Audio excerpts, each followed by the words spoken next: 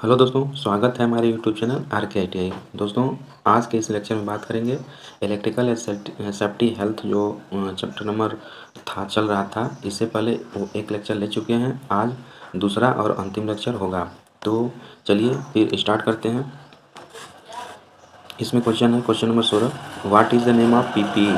PPE का full form personal protective equipment होता है, आप लोग याद रखेंगे। पीपीई का नाम क्या है ना। तो इस पीपीई का नाम हैंड स्क्रीन होता है ना दोस्तों। इसको आप याद रखेंगे, हैंड स्क्रीन। ठीक है, ऑनलाइन क्वेश्चन में अगर ऐसा क्वेश्चन आ जाएगा, पूछेगा पीपीई का नाम क्या है, तो आप बता देंगे हैंड स्क्रीन।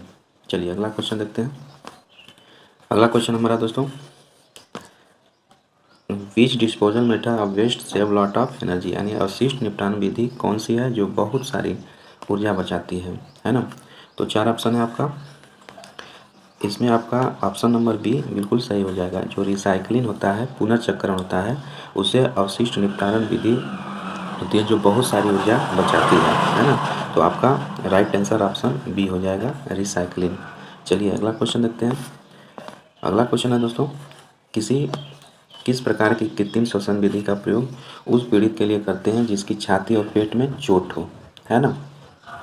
तो देखिए, मेनली जो ये विधि होती है, मतलब कृत्रिम सांस विधियाँ होती है। कृत्रिम सांस विधि चार प्रकार की होती है। जो पहला होता है, बता देते हैं आपको। देखिए दोस्तों, पहला विधि होता है शैफर विधि, है ना। पहला जो होता है शैफर विधि। दूसरा होता है सिल्वेस्टर विधि, सिल्वेस्टर विधि। तीसरा होता है लाबोर्ड विधि, लाबोर्ड विधि, है ना।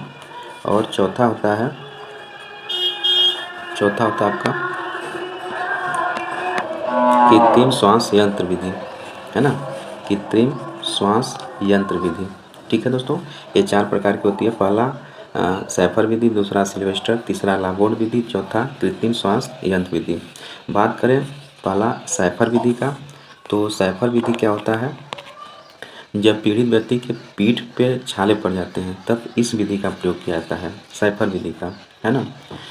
और दूसरा जो होता है सिल्वेस्टर विधि, जब सीने की ओर छाले पड़े हो तब इस विधि का प्रयोग करते हैं, यानी सीने के बगल अगर छाले पड़े हैं, है ना, तब इस विधि का प्रयोग करते हैं। ठीक है। बात करें तीसरी लाबोर्ड विधि, तो लाबोर्ड विधि में, इस विधि में पीड़ित के मुंह में सीधा हवा भरकर श्वसन मतलब क्रिया की जाती है ना। तो लाबोर्ड विधि। और चौथा है कृत्रिम श्वास विधि। इस यंत्र में रबड़ के वाल्व से हवा फिल्टर से होकर चैम्बर में जाती है ना। तो चार प्रकार की मेनली विधियाँ होती हैं दोस्तों। तो इसका जो राइट आंसर हो जाएगा ऑप्शन डी हो जाएगा, है ना। Option D, Nelson arm lift back pressure method, Nelson की भुजा ऊपर पीछे दबाव विधि, है ना। ये विधि जो है Nelson arm lift back pressure method प्रयोग करते हैं जब छाती और पेट दोनों में चोट हो, है ना। केवल छाती में हो तो उसके लिए अलग विधि है, कुल पेट में हो उसके लिए अलग है ना। जैसे पीठ पर हो तो सैफर विधि है ना। और आपका सिल्वेस्टर विधि कब है, जब सीने की ओर हो, यानी चेस्ट की ओर हो, लेकिन दोनों तरफ होता है तो नेल्सन की भुजा ऊपर पीछे दबाव विधि होती है। तो ऑप्शन डी बिल्कुल सही हो जाएगा। चलिए अगला क्वेश्चन देखते हैं। क्वेश्चन नंबर है 19, किस प्रकार के व्यावसायिक स्वास्थ्य खतरे के कारण संक्रमण हो सकता है ना।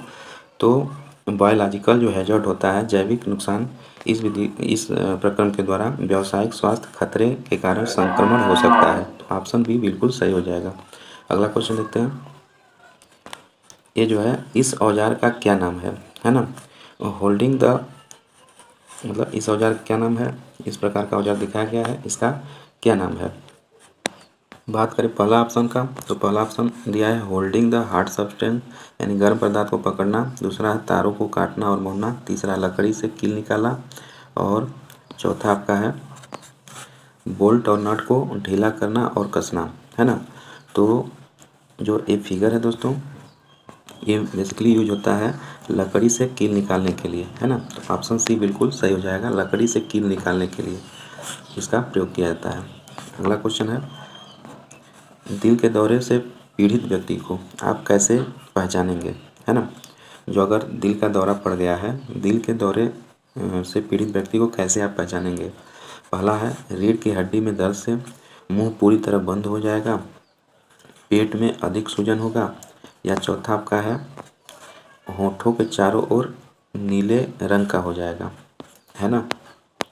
तो दोस्तों इसका जो राइट आंसर हो जाएगा ऑप्शन डी हो जाएगा, होठों के चारों ओर नीला रंग हो जाना, है ना। दिल के दौरे से पीड़ित व्यक्ति को हम कैसे पहचानेंगे, होठ के चारों ओर नीला रंग हो जाना, ऑप्शन डी बिल्कुल सही हो जाएगा। अगला क्वेश्चन देखते हैं। फिर से फिगर आ गया, इस औजार का क्या नाम है ना।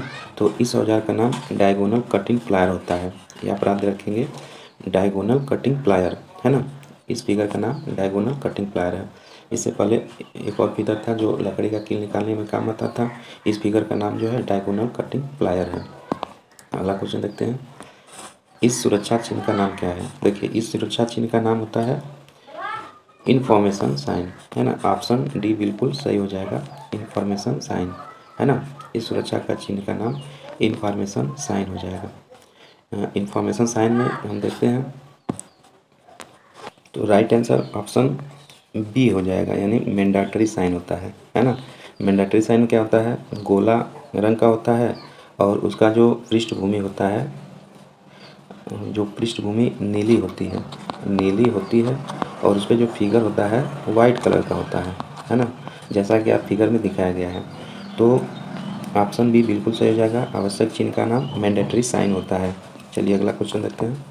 अगला क्वेश्चन है दोस्तों, पीड़ित के रक्त से बहाव को रोकने के लिए क्या प्राथमिक चिकित्सा उपलब्ध कराई जानी चाहिए, है ना।